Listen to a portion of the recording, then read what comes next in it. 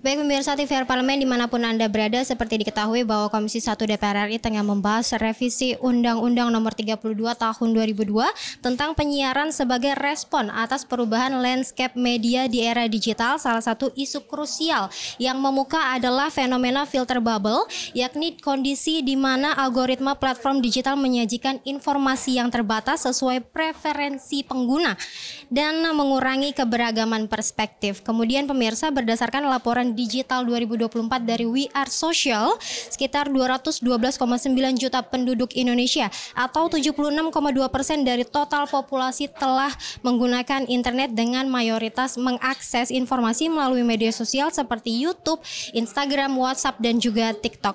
Lantas kondisi ini mendorong perlunya pengawasan terhadap konten digital mengingat penyebaran informasi yang masif dan tak jarang mengandung hoax, ujaran kebencian maupun disinformasi.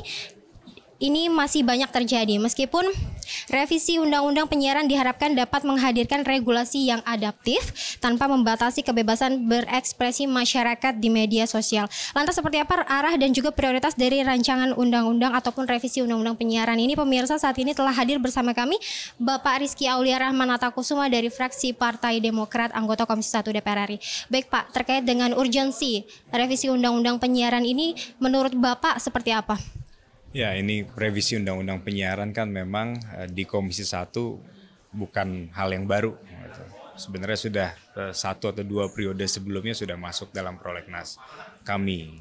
Jadi kami harapkan tentu pertama revisi Undang-Undang Penyiaran di periode ini bisa benar-benar diselesaikan. Kedua, kita juga berkaca dari realita yang ada. Bahwa norma, nilai-nilai, budaya, kebiasaan dari masyarakat kita sekarang sudah berbeda gitu.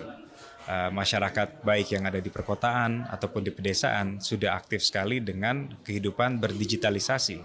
Semua konten, semua berita, semua informasi yang mereka dapatkan mayoritasnya pasti datang sumbernya dari gadget mereka, dari digital platform yang mereka lihat gitu loh. Jadi kita juga berpandangan bahwa revisi Undang-Undang Penyiaran kali ini tentu akan meaningful, akan lebih berarti, akan lebih bisa membuahkan peraturan regulasi perundang-undangan yang bermanfaat jika menyentuh hal-hal tersebut. Tentu kita melakukan itu in moderation dengan asas keadilan, nggak bisa menyamaratakan.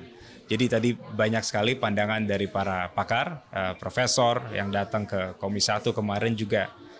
Platform-platform digital, penyelenggara sistem elektronik kita sudah datang ke Komisi 1 menyampaikan aspirasinya. Jadi tugas Komisi 1 sekarang adalah mengumpulkan untuk bisa menindaklanjuti aspirasi-aspirasi dari seluruh stakeholder terkait dalam penyusunan revisi Undang-Undang Penyiaran ini. Terkait isu krusial yang saat ini marak diperbincangkan, yakni isu filter bubble. Nah, dari Komisi 1 DPR RI sendiri mengantisipasi fenomena tersebut, terutama di kalangan generasi muda kita, seperti apa Pak? Ya, jadi filter bubble ini kan sebenarnya fenomena yang keluar dari maraknya penggunaan sosial media. Kalau dulu informasi yang didapatkan ya hanya dari televisi dan koran. Jadi suka atau tidak suka ya masyarakat itulah yang mereka dapatkan. Kalau sekarang sudah memakai algoritma, sekarang sistemnya sudah luar biasa canggih. Tentu filter bubble dalam pengertian yang positif, kalau ada konten-konten positif, masyarakat semakin diberikan konten-konten terkait, selama itu positif ya kenapa tidak gitu. Tapi faktanya di lapangan memang banyak sekali masyarakat kita, generasi muda kita yang berpotensi terinfiltrasi secara negatif pandangannya, kegiatan sehari-harinya, kebiasaannya dengan konten-konten yang negatif, konten-konten yang berbau sara. Itu sebenarnya sudah diatur dalam Undang-Undang ITE. Tapi apakah ada unsur yang belum kita sentuh di aspek penyiarannya? Ini yang kita lagi sama-sama telaah gitu loh. Jadi Undang-Undang Penyiaran ya ke depan mudah-mudahan juga bisa menyentuh aspek tersebut, tentu dengan asas kehati-hatian, keadilan dan juga mempertimbangkan pandangan dari seluruh sektor. Jadi bubble tersebut kalau misalnya masyarakatnya juga teredukasi dengan baik, mempunyai SDM yang bagus, mempunyai kesadaran filter mandiri yang baik, nah itu sebenarnya tidak masalah. Nah kita dari aspek regulasinya tentu kita pertimbangkan dari semuanya. Jadi menurut Bapak mekanisme pengawasan yang ideal untuk memfilter konten-konten negatif tersebut seperti apa Pak? Pertama dari si masyarakatnya dulu. Itu SDM-nya kita harus bangun. Sosialisasi dari Komdigi, mitra kami, dari DPR, seluruh masyarakat di daerah, di pusat harus bisa meningkatkan daya nalar dan daya literasi digitalnya. Itu pertama. Kedua, dari si platform-platform digital itu juga harus bisa saklek. Peraturannya seperti apa? Content moderation di mereka. Terus pengawasan yang dilakukan oleh pemerintah juga harus baik. Siapa yang mengawasi?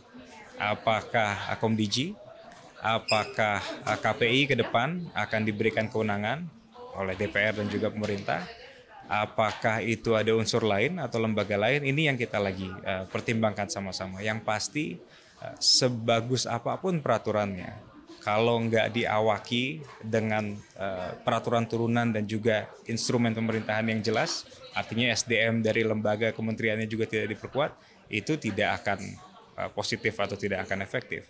Di sisi lain, sebagus apapun peraturannya, kalau dari masyarakatnya sendiri belum memiliki kesadaran, itu pendidikan di rumah maupun di sekolah tidak menyentuh ke arah situ, itu juga akan berat. Terima kasih Bapak atas waktunya ya. Terima kasih ya. Baik pemirsa, itu tadi wawancara saya dengan anggota Komisi 1 DPR RI Bapak Rizky Aulia Rahman Natakusuma dari fraksi Partai Demokrat terkait dengan pembahasan revisi Undang-Undang Penyiaran yang saat ini tengah digodok ataupun dibahas di Komisi 1. Dan juga tadi disampaikan oleh Bapak Rizky Aulia Natakusuma bahwa ini merupakan peran bagi kita semua untuk mengawasi dan juga mengatasi dari isu filter bubble yang tadi disampaikan. Dan pemirsa, demikian yang dapat kami sampaikan. Sekian dari saya, Nazia Sudirja, kembali ke rekan kami di studio.